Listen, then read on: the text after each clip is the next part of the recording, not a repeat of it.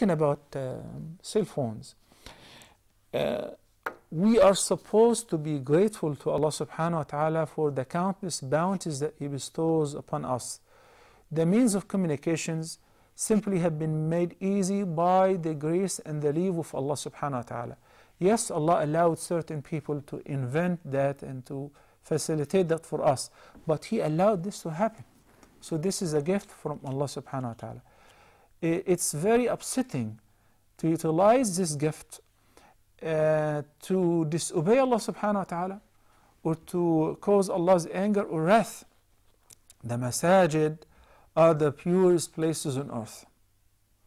And when we enter the masjid, we should remove the dunya from our hearts and mind and sit in a state of tranquility and khushu', more specifically in the salah, and not cause any distraction in the masjid, whether to ourselves or to others. In many churches and synagogues in the West, whenever I attended debates or I was giving presentations, I noticed that you do not hear a single phone ring or buzz or receiving an SMS, not even a vibrate. Why? Because it's very clear to the worshippers that once you enter, turn your phone off completely. I want to discuss this logically with somebody who leaves his phone on, even if it is just a regular ringtone, halal ringtone. When it goes off, when it starts ringing, what happens? Are you going to answer the call even if you are a doctor and you are on call? Are you going to pick up and answer if you are in the prayer? Of course not. So what is the idea of keeping your phone on? That's number one. If you are in the salah, you're not going to answer the phone under any circumstances. Nor are you going to look at the number and see whether it's important that you should leave the prayer or not. So that would really make you lose your khushu'. Turn it off. When some people think that they're doing the musallin a favor, they keep the phone on vibrate. And when it keeps vibrating throughout the prayer, it distracts the attention of all of those who are around the person. These are masajid, the most sacred places on earth, Allah's houses. We go there in order to purify our bodies, hearts, and mind, in order to earn thawab, in order to attend the prayer. You just heard the magnificent word I mentioned in the previous hadith.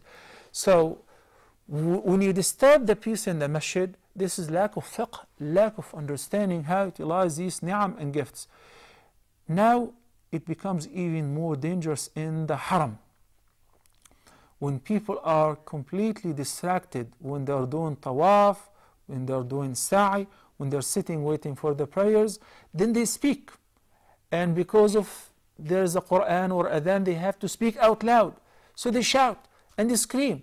They don't realize that at least 20, 30 or 40 people are distracted because of their loud voices. When somebody tries to calm them down and say, it's important, it's important.